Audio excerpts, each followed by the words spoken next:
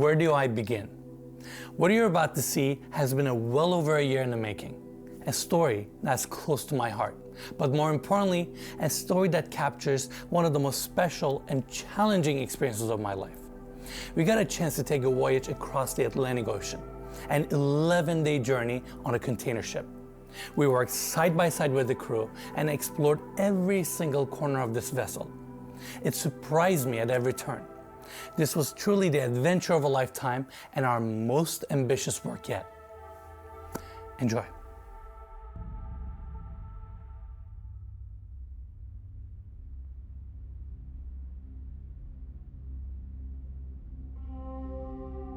Every day, over 90% of the world's goods travel by sea. And yet, most of us never see what happens or who's behind the scenes.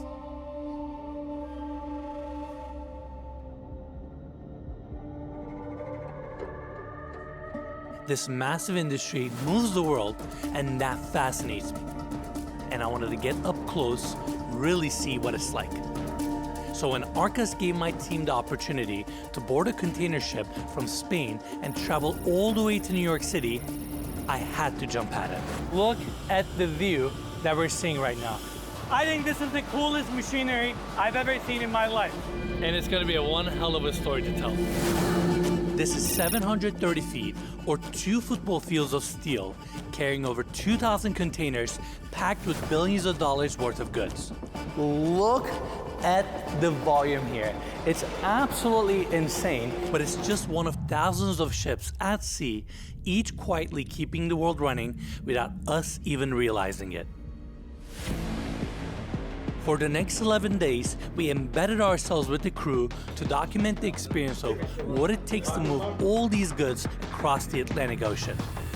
From the long hours of work, it's hot in here, it's loud, it's fun though, to sharing the tough times with the crew. Bir gözü açık uyuyanlardanız diyebilirim. Ben yaşadığı o 1/3'lik alanda değil de aslında baktığınız zaman biz dünyanın 2/3'ünde yaşıyoruz. Burası iş yeri değil, burası bizim kendi evimiz. This is no ordinary journey. This is an inside look at the heart of shipping, the industry that makes the world tick, but is often overlooked. Come along and travel with us on this container ship from Spain to New York City. I'm ready.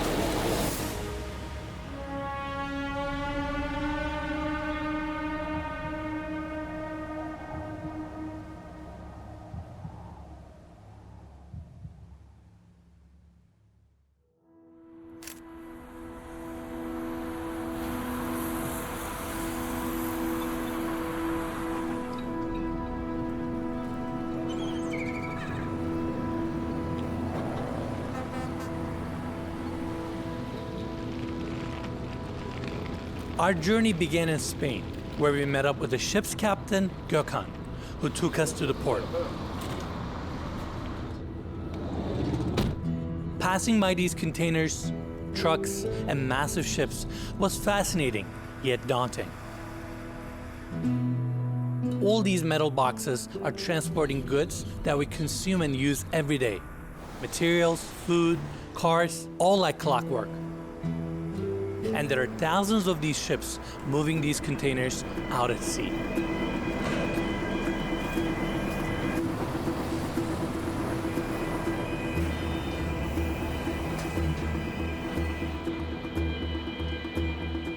And these massive ships have to navigate challenging weather conditions, treacherous oceans, even wars and political blockades in order to deliver these containers on time. At last, there was our ship right in front of us, Sine.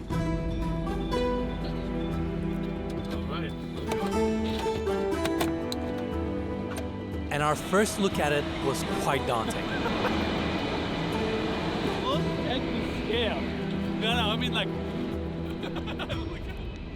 it's really important to get a chance to understand the scale of these operations. Like, you see these 20 or 40-foot containers, but these are the cranes, and this is how they get these containers from the ground to the ship, and the whole place is moving. Like, Nothing is constant. They're loading another ship behind us, they're loading this one, they're getting fuel. As we were observing the operation all around, the excitement was building on us, knowing that soon we were going to step aboard and to a place of no return. I don't think I've done anything in my life remotely close to this, where I am secluded with 24 other people. That's kind of it. That's the bottom line. It's gonna be sick. It's gonna be sick. It's gonna be sick. Can't wait. Can't wait.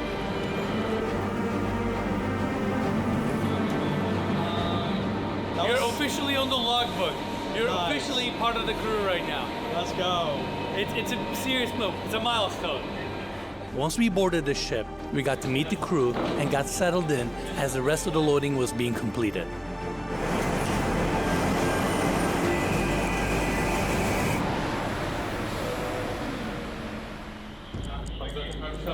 Tamamdır abi, bulduk mekanı bulduk, tamam. Beautiful.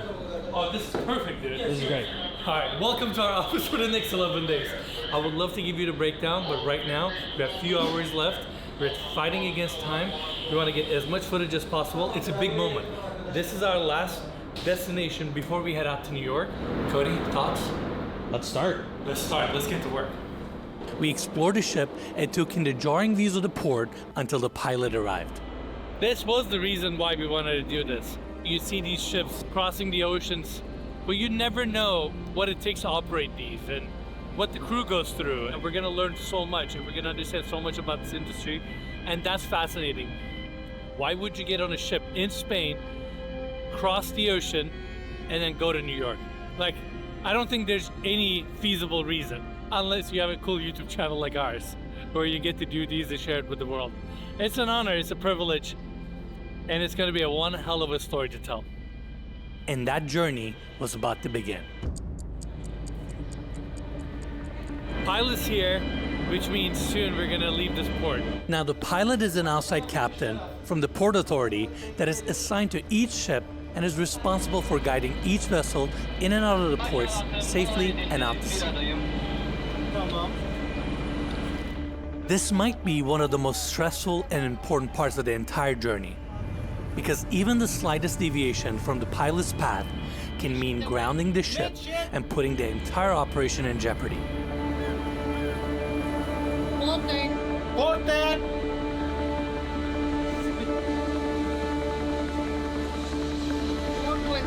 420! Devralar, please.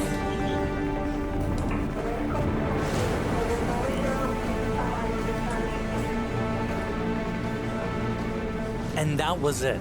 We were on our way. And once the pilot's job is done, it's time to get off the ship.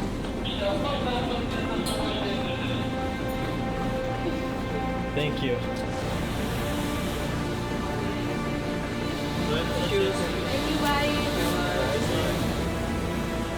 This is one of the most dangerous parts of the pilot's job. One small slip here can have disastrous consequences.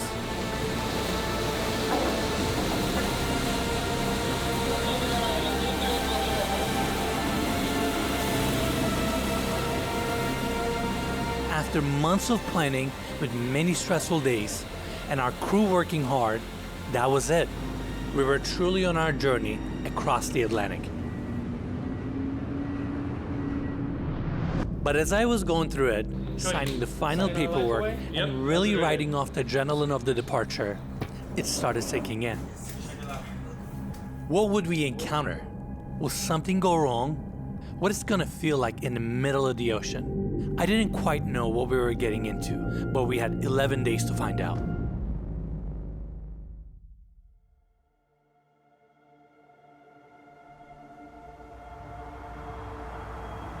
This is Arca Sine, a 728-foot container ship.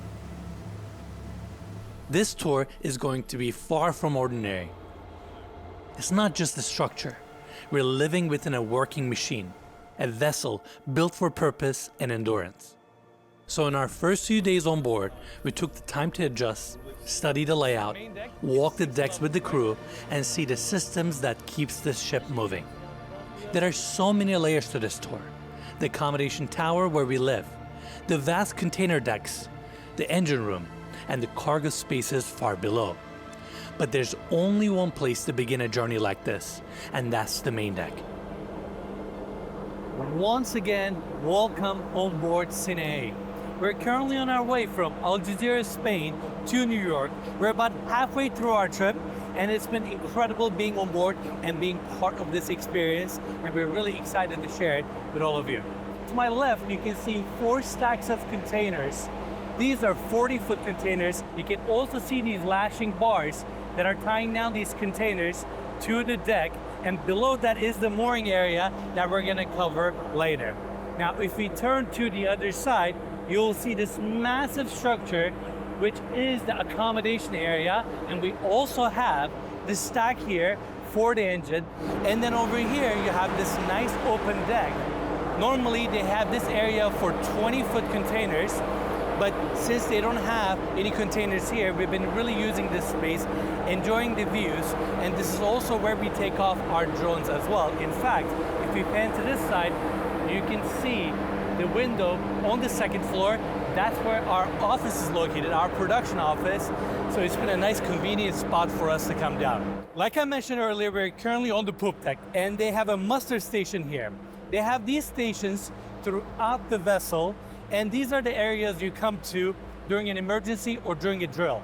And we've been part of the drills and other training procedures, and we'll talk about that later as well. We got a lot to cover. Now follow me this way. To our right, we have an embarkation ladder.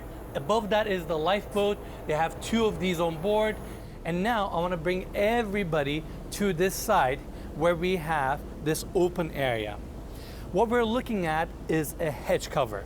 On a given bay, they have 3 of these hedge covers. One on the starboard side, one in the center, and one on the port side. And during these long voyages, crew takes the time to maintain certain parts of the ship. In fact, a few days ago, this section was a little bit rusty, so they did a little rust treatment, they primed the entire section, and they painted it, so it looks really fresh and clean right now. And the second thing about these hedge covers is the fact that they weigh around 25 tons, and you can actually remove these sections with the cranes that are at the ports. Not only you can stack containers on top of them, you can actually stack containers below them into the belly of the ship, which is fascinating. They have these massive cargo holds that we'll talk later in the video. Now below us is the main deck of the ship that is connected with 2 long passageways that go all the way to the bow. And first up on this passageway is one of 2 fueling stations. We have the opening for diesel, oil, and fuel oil. They run these vessels on fuel oil, but when they get close to shore, within the last 200 miles, they have to convert to a diesel to be more environmentally friendly. This particular vessel can hold 185 tons of diesel, and then you come over here, this vessel can hold 3,135 tons of fuel oil. Insane numbers. I guess when you have over 2,800 containers above and below deck, you need a lot of fuel. So we have cross decks between these bays, and in total we have 50 bays, which are sectioned for all these containers. They also have these vents for the hedge covers because they're feeding natural air to the cargo holes that are below us. And it's crazy to me how much they maximize the surface area when it comes to storing these containers. You have these massive steel beams going all the way to the edge of the ship, and that's how they support these containers above us. What a crazy view, huh? It's kind of like a house where you maximize your entire lot space. This container is going right up to the edge of the boat. Crazy. Now, Cody, can we turn our camera to this direction? This is a good place to see some of the different sizes for these containers. We have 20-foot long, 40-foot long, and 45-foot long. That's why they use these cross decks to accommodate the last 5 feet of those very long containers. It's crazy to experience the Atlantic Ocean from a vessel like this. You have these vast open views. You can see these massive stacks of containers. We have some Arcus containers here, more lashing bars. Interesting enough, the lashing bars only go up till the bottom of the 3rd tier. And within the lashing bars, they have turnbuckles to tighten them up to make sure that these containers are pretty much glued to the overall structure of the ship. They don't have to push it up more than that because between the weight, the floor, twist locks, they're actually strong and laterally strong enough to keep themselves nice and secure even during rough conditions. Now, let's go over to this side. Like I mentioned earlier, we have 3 different sizes and we have 2 different heights. This cube right here is the standard cube, which is 8 foot 6 inches tall. And next to that is the high cube, which is 9 foot 6 inches tall. So they have 2 different heights depending on what you need. Another thing I want to point out is how they lock these containers in place. We have some of the container sockets here, and then they lock them through these twist locks. And as you can see, they can stack them up quite high. It can accommodate 2,824 20-foot containers. And as we currently speak, we have 833 on board. A vessel like this starts around $50 million to build, and obviously it can go up from there. And I want to give big thanks to Arca's family for letting us on board, allowing us to be part of this 11-day voyage to New York City. We're so excited. And I think it's worth telling you how we ended up on this ship in the first place. In fact, it's over a 20-year story. Let me break it down.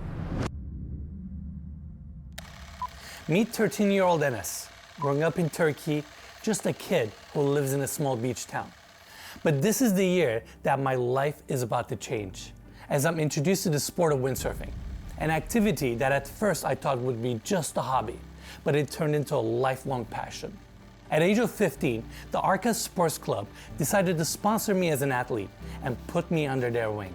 They believed in me, put resources behind me, and I might even argue that they shaped the belief that I carry still to this day, that anything is possible, as their mentorship and guidance led me to win 3 world titles in my sport.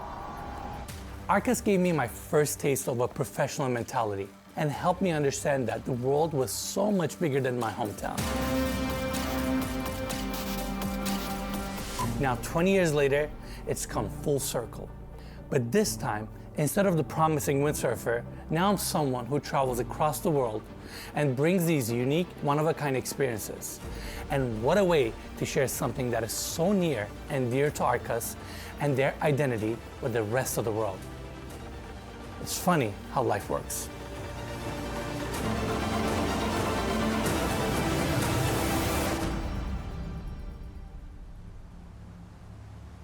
Now, the container to our left has its own built-in tracker. Now, some of these containers have their own GPS trackers. That way, the company that owns them can know exactly where they are and have more control over the container itself. And the second container I want to talk about is this one right here. Out of 833 containers, 7 of them are refrigerated, meaning they have their own built-in air conditioning units. They have air conditioning units to keep these containers cooled, keep frozen goods in there, or to keep them dry and eliminate any moisture that could be inside. And throughout the containers, in case you're wondering what's in these containers, it could literally be anything.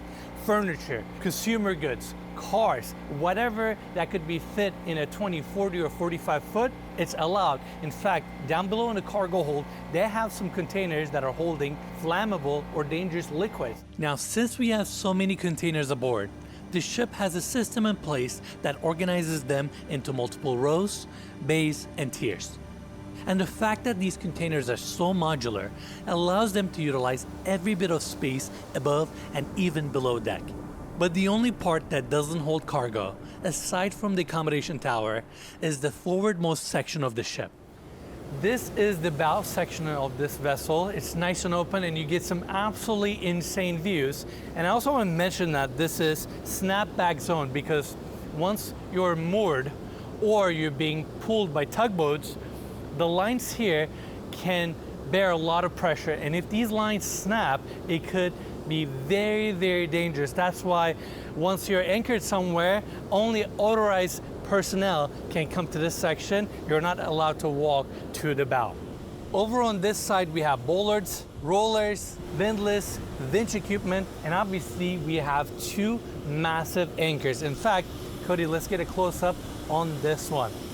The anchor itself weighs around 7.2 tons per side, and it's the weight of the anchor and weight of the chain that keeps the boat in place, because once they drop this anchor, they let out so much chains and these connections that eventually gets really, really heavy, and that overall weight is what keeps the ship in place, which is fascinating. And I mean, look at this mechanism here.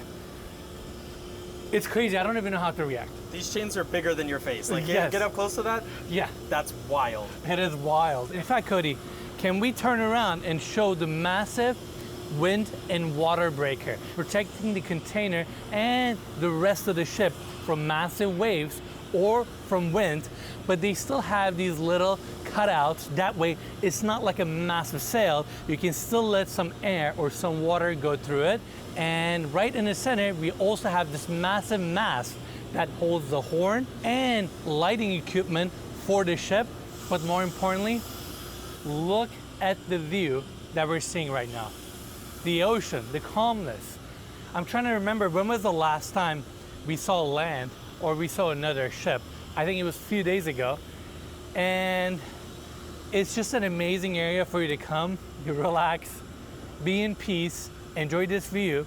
And down below us is the boat, the section of the ship that is basically cutting through the water. And the other day we saw some dolphins. We were just finishing the tour of the bow thruster and we got out and I saw something on the water. I'm like, was that a fish? And it's just army of dolphins just started reaching towards the bow of the boat. Probably one of the coolest experiences ever. Like watching these wild animals just swim right in front of the bow and race with the boat is fascinating. They're so beautiful, they're so effortless. Even the way they dive, it's like elegant. They just go right in the water, back again. It's beautiful. And then you look around and you realize you're in the middle of the ocean, in the heart of Mother Earth, on this massive man-made megastructure, traveling from one continent to another. And when we were contemplating on the idea of doing a tour of a vessel like this, we wanted to do it the right way. We wanted to get on a long voyage, spend 11 days to understand the crew, the culture, the ship. And that's why we're so excited for this tour. I mean, looking back, we covered all these areas, but we still have so much more to see, so many different areas, utilities, and we're just getting started.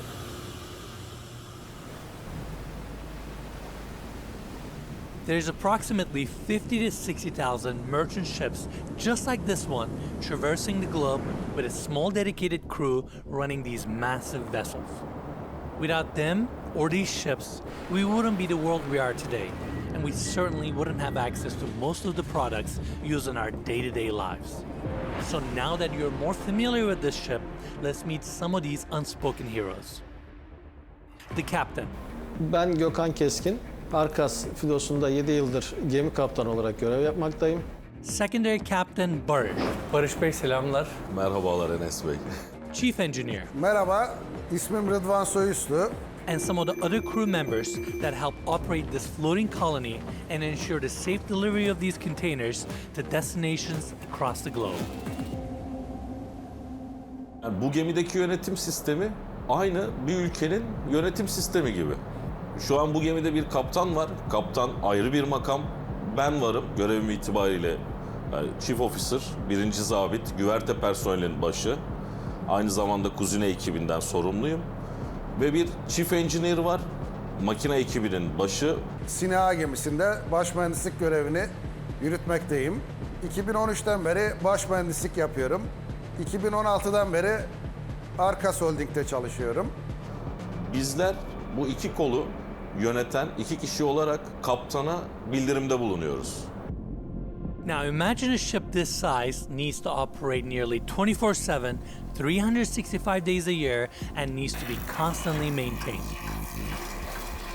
There's only 22 men creating an ecosystem of life under one roof, eating, sleeping, and working all together while having each other as the only thing they can depend on for the survival of this mission. Gemi komplike bir sistem. Yani karadaki insanların ihtiyaçlarını belediye gideriyor. Burada bütün ihtiyaçları gideren bir sistem var. And if there are any problems during the journey, it's up to the 22 men to use their resources and skills to be able to overcome any challenges as we're alone in the middle of the ocean on this hunk of steel. And at its core lies the beating heart and soul of this ship that keeps the lights on, produces our water, heat, processes waste, and moves our vessel forward.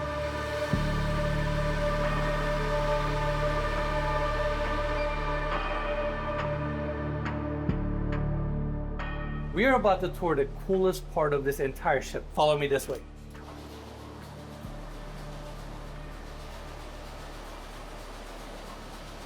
Welcome to the engine room. This is absolutely insane.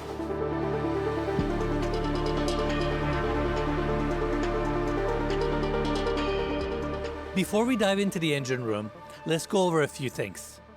This is not like your typical engine you find in your car. This massive machine is completely open and goes 3 levels down into the belly of the ship.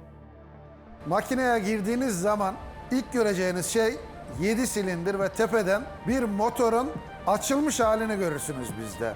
Bir arabanıza baktığınız zaman göremediğiniz çoğu sistemi gemiye bindiğiniz zaman açılmış halde görürsünüz. And we're going to explore all the functions of this 44-foot tall engine and how it provides us power, clean water, fresh air, everything for this vessel to sustain life, to withstand the harsh conditions at sea, and to deliver cargo across the globe. Pretty much a self-sufficient floating city. That's when you realize the gravity of this space and how this ship is nothing without this engine room and this skilled crew that keeps it running. At 90% performance, this engine pushes this vessel to 23.6 knots, which is really, really fast. Above us, you can see some of the pipes, heat insulation, and there's also an engine crane here because if you want to repair this engine or change some of the parts, you need this crane. Now, if you wonder what that massive brake tube is, that's your exhaust pipe. And behind the exhaust pipe, you have 2 turbochargers spooling and boosting the performance of this engine, and the exhaust goes to the stack, which is located on the back side of the ship.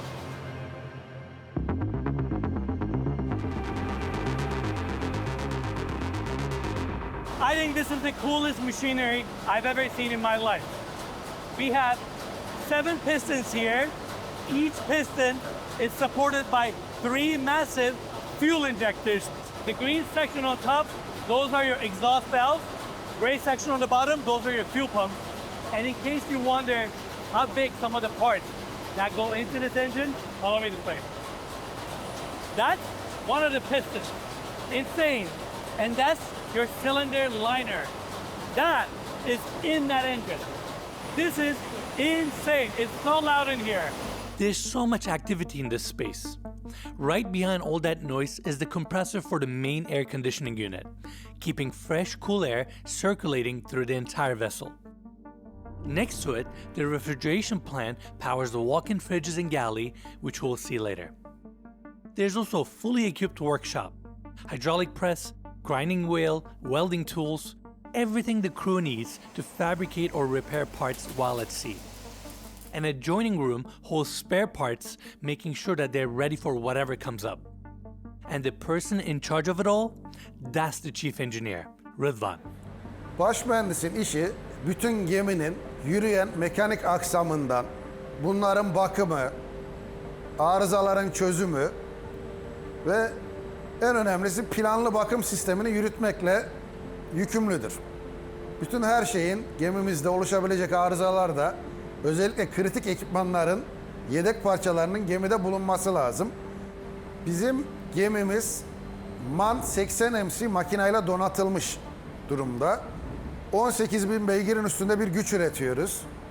Yani bizim gemimizde 150 beygirden tutun 18.000 beygire kadar çeşitli 2 zamanlı, 4 zamanlı makinalarımız mevcut. This vessel was built in 2008 by Hyundai in South Korea, and it burns approximately 25 to 30 tons of fuel a day, which is pretty efficient considering that it can carry over 2,000 containers. We have the fuel pump here, and they actually heat up the fuel oil to use it for the engine. That's why they have insulation over it. Also down below, we have the control arm here that dictates how much fuel goes into the cylinder, hence how much power you're getting out of this engine. Now, Cody, do me a favor. Can you get on this platform? I've talked about the injectors. This is one of the 3 injectors that are feeding these cylinders. And look how big this exhaust valve is. You can feel the power of each one of the pistons, the movement of this engine, and it's bolted to the heart of the vessel. Again, I've never been in a space like this. I've never toured an engine room like this. It's fascinating, and we still have so much more to see.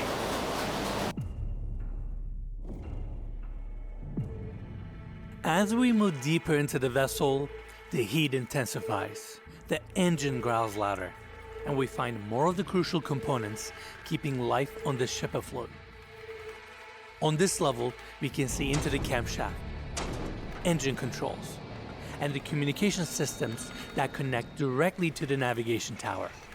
It also provides direct access to the engine for servicing key parts like the piston. And when we reached New York, we were lucky enough to get a look inside this incredible machine. Oh my god, dude. Give me the camera. Get the settings. Are you serious? What? What? That's the sleeve. That's a cylinder. This is jarring. Jarring. Look, I expected like a 6 or 7 foot like a cylinder. That thing is an easily a 20 to 25 foot assembly. That's wild. Imagine that thing vigorously rotating.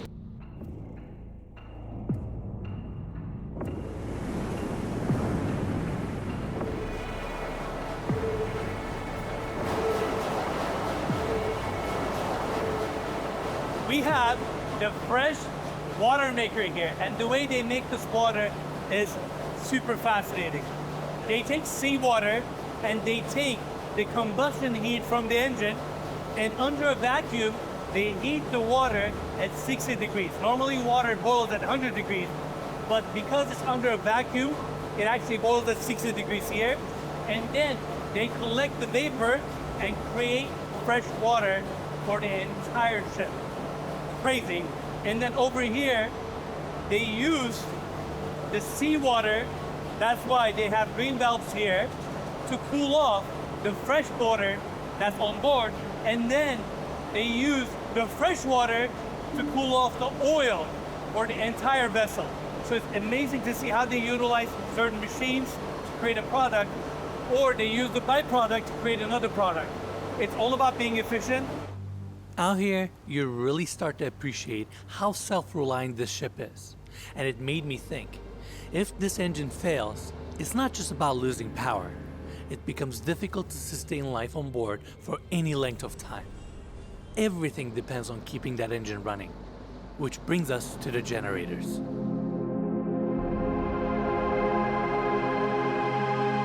We have 4 massive diesel generators that produce 1,730 kilowatts each. Now, we currently have 3 of these generators off. The one that's working is right here. And one of these diesel generators are enough to produce power for the entire vessel while on its way. Now, this is probably the loudest part of the entire vessel. If you're wondering how loud it is, we'll turn off our post-production audio enhancement so you can hear it. It is insanely loud, but this generator here is so much power that it keeps the lights on, it keeps all the machinery, and it keeps us safe and speed and navigation. Woo, that was loud. That was really loud. Now on the other side of the generators is the sewage treatment plant, where all the sewage from our ship is processed. Next to that, we have a very important room where the fuel oil or the blood of the ship is treated before it enters the engine itself. They begin by pushing the oil through these filters twice to clean it of any particulates. And they also heat the fuel oil because fuel oil itself is not fluid enough to be pushed into the engine. So they have to heat the fuel oil. That's why all the pipes here are insulated because it's relatively hot. And then it goes to the engine filters it one more time before it gets burned. And that's why they have this room.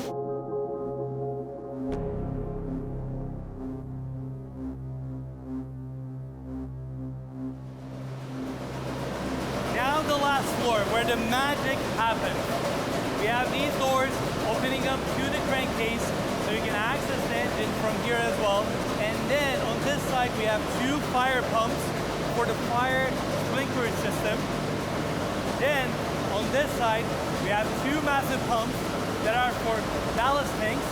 And that's why they have the green caps on top because there's seawater. And then wrapping around we have additional caps here. These are crankcase relief valves actually. So if something were to happen where you have an explosion within the engine, these are the valves that pop out. So you don't damage any other area of the engine. It's a nice safety feature. And they have 7 of these relief valves in total. And this is the most important aspect of this engine.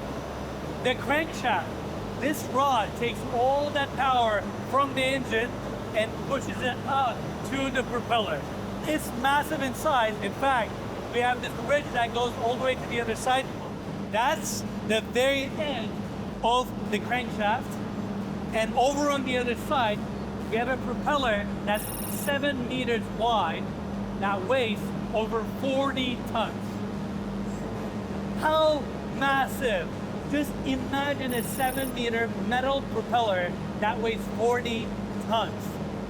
That is pushing the water, and it can push this massive ship up to 24 knots. It's absolutely insane. We also have an emergency exit here, and we're pretty much at the tail end of this vessel. That's why these walls are curved.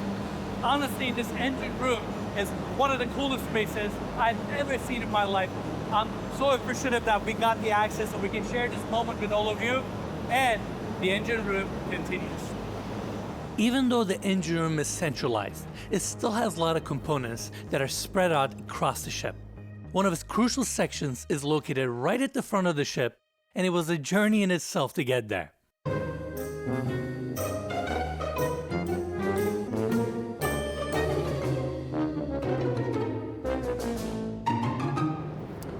Arguably one of the most important equipment on board, the bow thruster.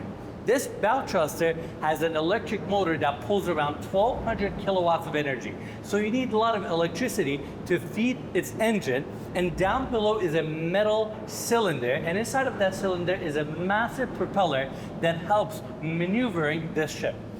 Bow thruster particularly comes in handy when you're in tight spaces or when you're docking into a marina or a port. And it is located down into the bow at the very lowest level, and that's why we're hearing these insane sounds right now, because we have waves hitting the bow of this ship. How crazy is that?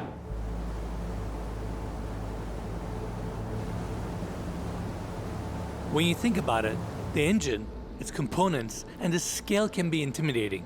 And beyond that, it's a huge responsibility to have this entire mechanism operate and stay functional.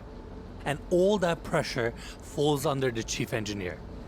Bu paranoyayla, bu stresle, bu yükümlülükle bununla nasıl yaşıyorsunuz? Bu paranoyla baş etmenin benim adıma en önemli yolu, ben soğukkanlı olmaya çalışıyorum. Ve sizin baş mühendis olarak her konuda ne olursa olsun gemideki en son mercisiniz. Ve bir cevabınız olması lazım. Mutlaka yani bu olay sizin bir şekilde müdahale etmeniz lazım. Bunun için de tecrübenin yanında soğukkanlı olmanız lazım. Biraz da paranoyak olmamız lazım. Yani kaygı bozukluğu derler yani. Biraz kaygı olması lazım. And that brings us to the next point, where all these components are managed and operated. Welcome to the engine control room. Now, the aspect of this room that I really like is the fact that it's air conditioned, so it's nice and cool, and it's also way more quiet than the engine room itself. Now, this room and the navigation deck are really the brains of this entire vessel. And over on this side, you can see all these panels, gauges, controls. The steering gear on this vessel is from Rolls-Royce. That's why we have all this Rolls-Royce branding. Some pressure gauges above. Check this out. They have the buttons here. Obviously at 5:30 p.m., they end their shift here, but somebody needs to watch over the engine. So what they do is they connect this control panel to their room, and if any of the alarms or warnings go off, each one of the engineers get a warning. And for some reason, within a certain period of time, if they don't address it or acknowledge that they heard the alarm, it goes to the navigation deck and the entire ship. That's how they assure that someone is keeping an eye on the entire engine. We have more gauges here, control levers for the engine. We have communication lines between the navigation deck and here, and this particular telephone is connected to the telephone right next to the engine that we saw earlier. So if you lose power, you can still operate the engine both from this side and over there. Now, on the screen, we can see some of the temperature reads from the engine, your exhaust valves, pistons. We have the generator to the left. So far, this generator has worked 48,382 hours. I'm assuming it's been working since they built this vessel in 2008. That's crazy. It is crazy. We'll probably put the conversion into years on the screen, or someone leave it in the comments, but it's absolutely wild. It is wild. And over here we have Eser. He is the second engineer on board. Him and the chief engineer Rudwan are so knowledgeable when it comes to the engine and the entire vessel. It's like no matter what question I ask them or what equipment I ask them, right away they knew the answer. And you may assume that they should know, but when you look at the overall footprint of the vessel, the areas, the equipment, there's so much to remember. They're the people that are really keeping us safe. These men are dedicated to not only getting us across the ocean and keeping us safe, but to keeping the ship and its cargo safe, both above and below deck. And that's where we're going next. And this is where this tour gets really interesting. We're in cargo hold number 4, and we're gonna take you to a space that is wide open so you can understand the scale of these cargo holds. Look at the volume here. It's absolutely insane. And to give you more context, each one of the cargo holds have a back, center, and forward section. We're currently under the hedge cover that's on the port side, and that's why we're getting natural light from the left-hand side, because those are all the vent covers bringing natural air and ventilation to this space. This particular opening can accommodate 6 standard cube containers or 5 high cube containers all the way up to the ceiling where we have the hedge cover. The other thing I want to mention is the noise in here. Because we're on our way, you can hear these containers and the ship itself bend and creak since it's such a big structure, and that's crazy to me. I mean, look at the tiers that are behind me. You have all these levels, walkways. It's an insane space. And I'm just fascinated with mega structures. When you take that idea and push the boundaries, you end up with massive vessels like this where you can carry 2,000, 3,000, 4,000 containers across the globe. And that's why we wanted to get on board to understand these ships, the crew, how they operate, and be part of a journey like this.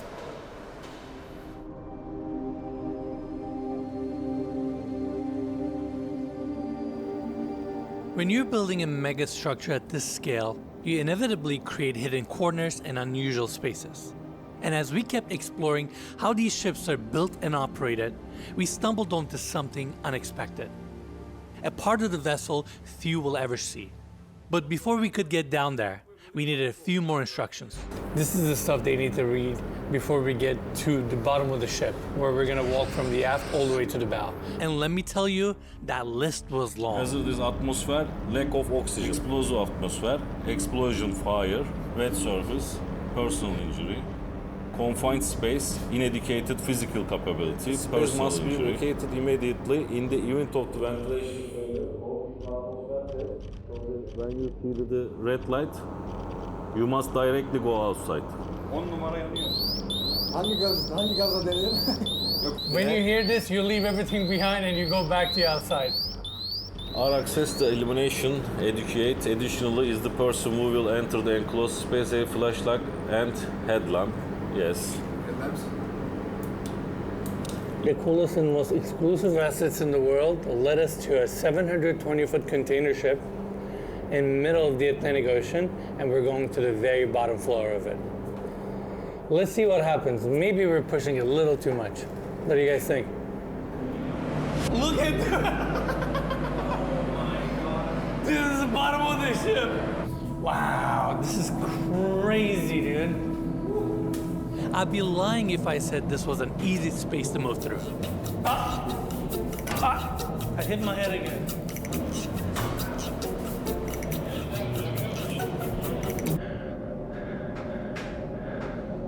When you think about a ship, you have a triangular hole at the very bottom, right?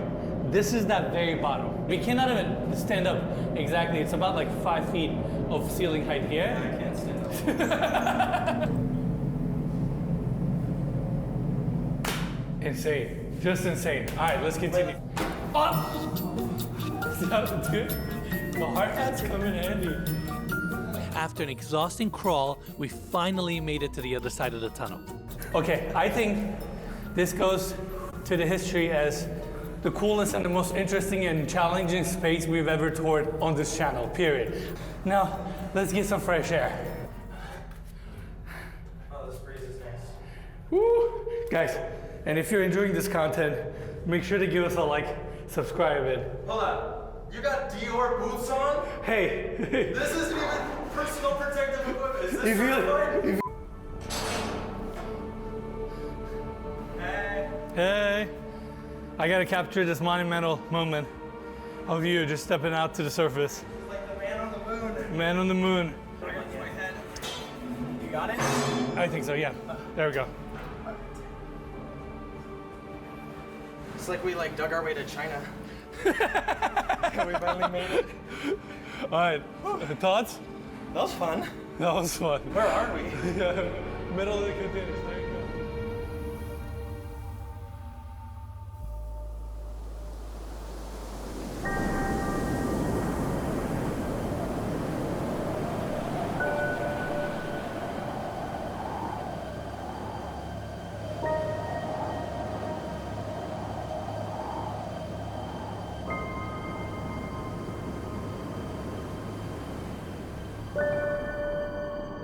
We're in the middle of the Atlantic Ocean. We haven't seen land for 4 days now, and I'm starting to feel as if I've begun to lose the sense of time. Every day is the same. In the morning, we wake up when the crew wakes up, eat promptly at 8 a.m. The crew go to their station, break for lunch, tea and dinner, and are asleep by 9 p.m. The repetition blurs everything together. One day spills into the next. But in that stillness, I found something unexpected. Being out here with a Turkish crew, speaking my native language, there's a comfort I didn't anticipate. We're thousands of miles from home, surrounded by nothing but open sea. Yet, somehow, this feels familiar. Watching them work, understanding their discipline, their routines, I see it. And in some quiet way, I admire and feel connected to it. Bir kere her şey planlı. Yani acil bir durum dışında plansız hiçbir şey yok. Yani sabah kahvaltısının saati planlı, çay saati planlı, öğlen yemeği, akşam yemeği, yapılacak iş, mesai saati. Yani burada planlı yaşamak zorundayız açıkçası. Remember, we're confined to a 728-foot long ship with only so many things to do to pass the time. And in that stillness, I kept thinking about the crew. I always had a soft spot for hardworking people. Maybe because I was always inspired by my dad's work ethic. There's something deeply admirable about people who give so much and still carry themselves with humility and grace. That's why this journey mattered.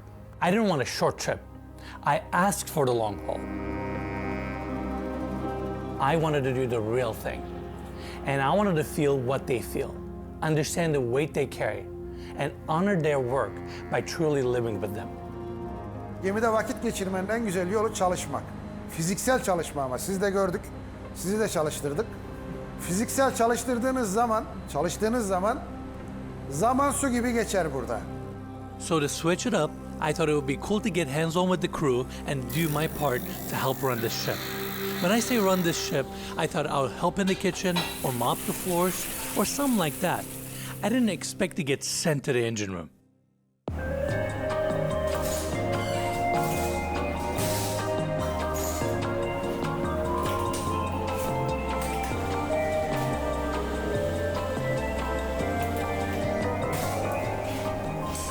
I'm gonna go down to the engine room and work with the team, fix some of the equipment there. I told them I'm a tough boy, I can handle it. They're like, we're not so sure. I'm like, put me to work. They gave me my outfit. I got my steel toe shoes. The spirit is there, the energy is there. I'm ready to rock and roll. Let's go.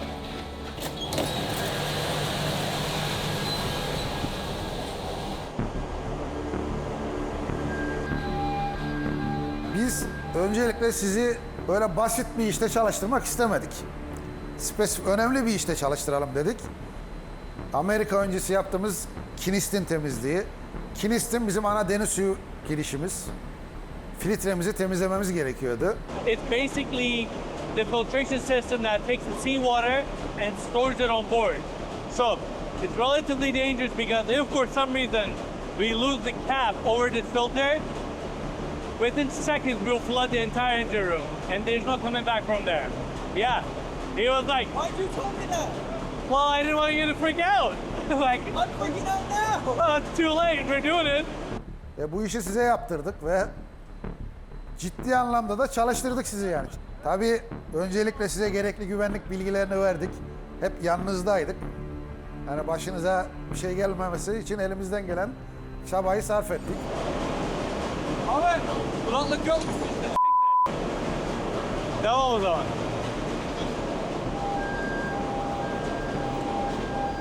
They're releasing the seawater right now.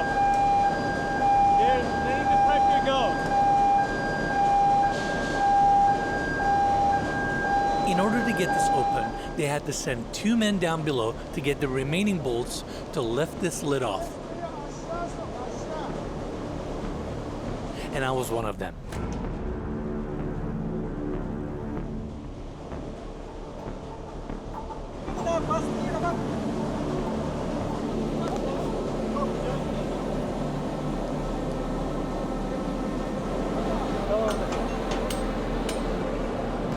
Sabit.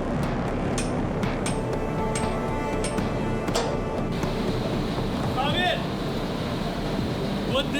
What these men do on a day-to-day basis is no freaking joke.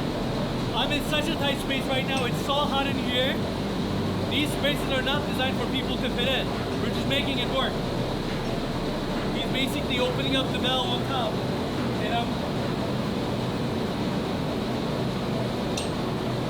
And I'm already dying from heat. So hot.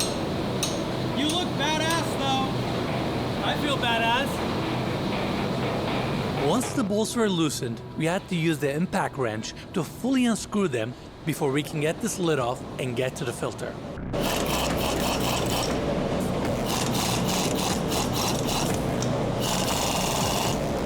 Burada şey yoktu, altında vardı bak sadece.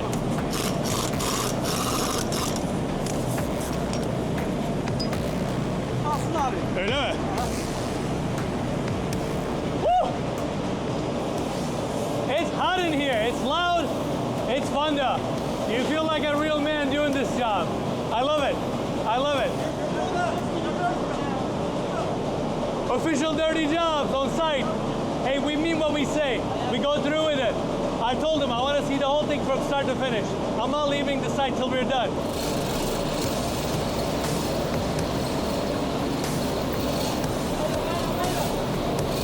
Ondan bana böyle çekiyorsunuz. Yavaş yavaş yürüyor. Şimdi anladım.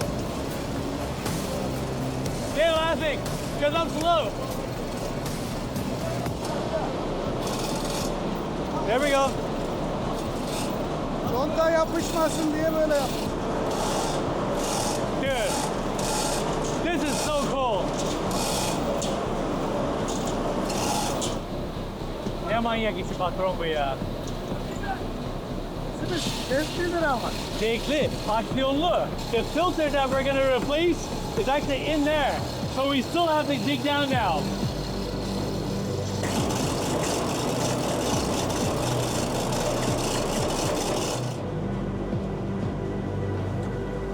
Bak hep tıkanmış. Hiç boşluk kalmamış. The filter is so clogged that they can't push the seawater through. It's really dirty. That's why we need a new filter. And that's what's behind the camera right now. But because we're in the middle of the ocean with no spare parts around, we still have to clean the filter we just pulled in case we need to use it again. And while the crew took their afternoon tea break, I was determined to continue the job. But seeing my only tool was the small scraper, I knew this was gonna take a while. Ah, it smells like fish. Yeah.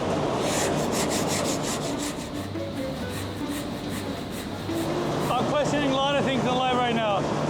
It's hot, it's loud. Dude, it's just like one of a million things that are in this engine room. These men do this day to day. They're all like, they went for a little tea break. They're like, yep, that's our life. We'll do more. I'm gonna keep scraping this. Okay, I might have to go have a tea break. Yep.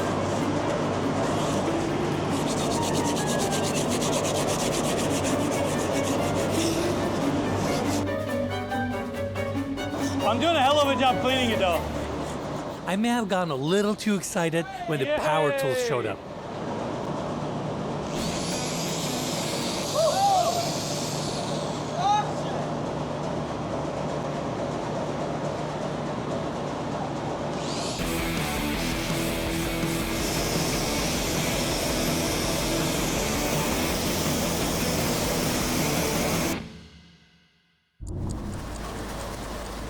We finally finished it. It looks good. With the filter cleaned, we had to now reinstall it, lock it in place, and seal the lid back on to the pump. Eser kırmızı öne, gri arkaya mı gidiyor? We had to make sure it went down just right so we don't flood the ship when it turns back on.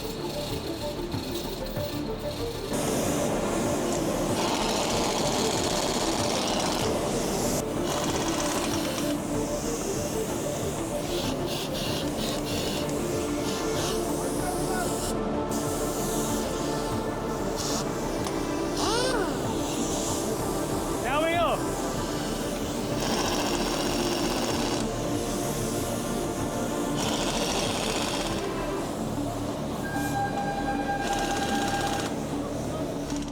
I think my job's done. I torqued all the bolts.